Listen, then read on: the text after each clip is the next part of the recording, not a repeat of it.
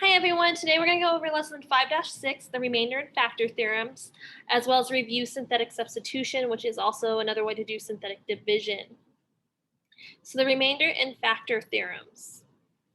So we have synthetic substitution and a depressed polynomial. So for the remainder theorem, it says if a polynomial p of x is divided by x minus r, the remainder is a constant of p of r, and so that in p of x equals the quotient times the divisor plus remainder.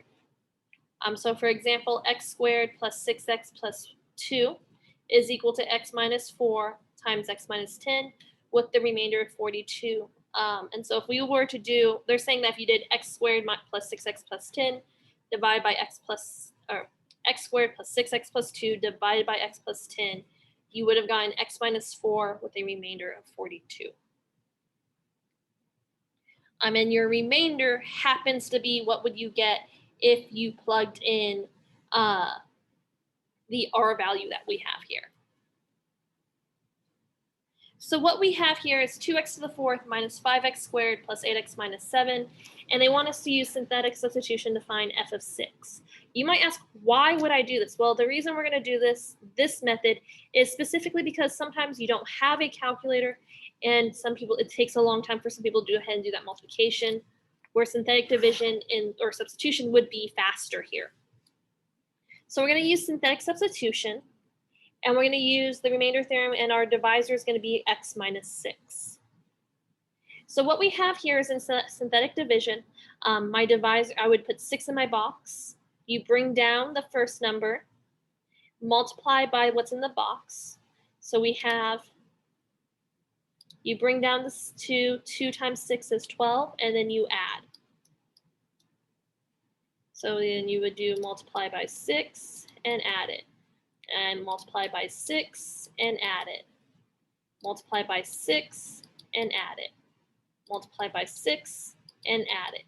So as you can see, if I plugged in 6, I would have gotten 2,453. You can do the same thing here and plugging in 6, but then again, it depends on what technology you have access to. So f of 6 is the same thing as 2,453. Now looking at synthetic, if we went ahead and take a look at direct substitution, which is what we normally would do, which would be replacing x with 6, we end up with some very large numbers. If you had to do this, especially without the help of a 4-function calculator to do the multiplication and addition, some people would get lost in the numbers, but you still get 2,453.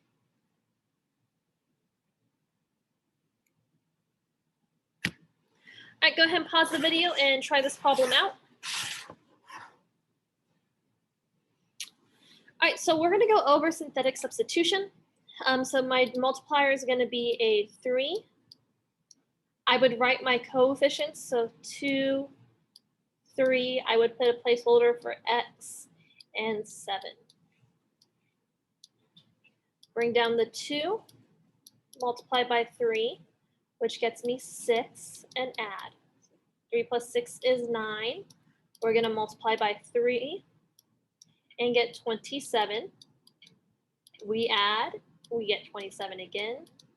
Times that by 3, we get 81. And add, and we get 88.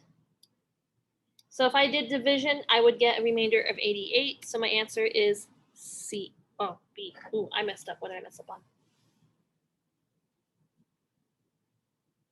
I'm going to double check that one because obviously I screwed up. Where did I screw up? 2 times 3 cubed is 27. Minus 3 times 9 plus 7. 54 minus 27 plus 7 is 34. Oh, this is a negative 3. That was my mistake. So obviously what we need to do, make sure you match the signs. So that does make a difference. So I would actually need to go ahead and pull up, erase what we have written here, because this does change it. And this is a good learning opportunity, which is why we're going to head and show, I'm leaving it in here on the video so that you can see mistakes do happen. It's good to go ahead and double check your work. So -3 plus 6 is 3. 3 times 3 is 9. 0 plus 9 is 9. Times 3 is 27. 27 plus 27 is 34. So again, one of the reasons they actually have that 88 there is for in case you forgot to put that negative in front of the 3, as we saw. So there is a reason why they actually choose the numbers they pick for the multiple choice. Looking here, we have the number of college students from the U.S. who study abroad can be multiplied by the given function, where x is the number of years since 1993, and s of x is the number of students in thousands. How many the U.S. college students will study abroad in 2019? Oh, I think they updated the number. So what they have here, they went ahead and used synthetic division because these are really not the funnest numbers to actually have to multiply and deal with. The 26 comes from the time difference between 1993 and 2019 is 26 years. So they go ahead and do synthetic division, and they have 8,000. I'm sorry, no, it's actually, so the line is actually here. 2,800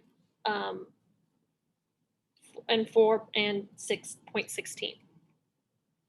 So then you would actually have to technically multiply this number by 1,000, and you would get 280,416,000 is the estimate of how many students would study abroad in 2019. So going ahead and tell me how many students using the function given is estimated to study abroad in 2013.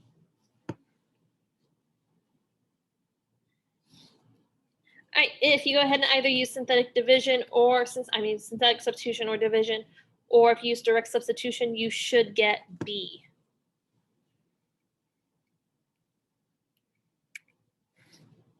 All right, so the factor theorem that we have is that x minus r is a factor of the polynomial p of x if and only if p of r equals 0. So pause the video, take time to go ahead and write that down, and we're going to go ahead and take a look at that. So the question we have here is determine whether x minus 3 is a factor of x cubed plus 4x squared minus 15x minus 18. So pretty much we need to know is what is the remainder when I plug in x minus 3, or I can go ahead and do substitution. If I end up with a 0 like we do here, yes, it is a factor.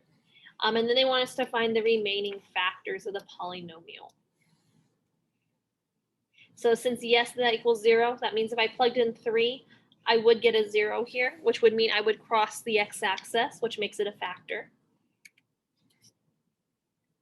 So we're going to go ahead and factor out x minus 3, and we're left with x squared plus 7x plus 6. So if you notice, this would be my x squared coefficient, my x coefficient, and then my constant. So x squared plus 7x plus 6 is my depressed polynomial, meaning what I would get after factoring out x minus 3. So we're going to head and factor x squared plus 7x to get x plus 6 and x plus 1. So those are my remaining factors, and yes, x minus 3 is a factor. You can go ahead and graph this and see that they do cross at, you can see they cross at 3, -6, and -1. And so that proves they are my factors. They will tell you where they cross the x-axis.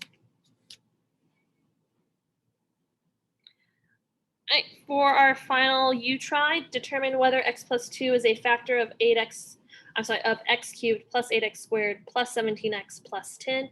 And if it is, find the remaining factors. Pause the video as needed. All right, taking a look here, I would go ahead and put a -2 in. I would have 1, 8, 17, and 10. Bring down the 1, 1 times negative 2 is negative 2. 8 minus 2 is 6. Times negative 2 is negative 12. 17 minus 12 is 5. 5 times negative 2 is negative 10. So my remainder is 0. So that means yes, it is a factor. I'm left with x squared plus 6x plus 5. So this would factor to x plus 1 times x plus 5. So my answer here would be A. You could do the same thing of using the synthetic division with knowing that trying negative 5 and negative 1 and seeing that you would also get a 0. Again, use the multiple choice to your advantage. That is the end of our notes. So go ahead and I will see you next time when we talk about lesson 5-7. Have a nice day.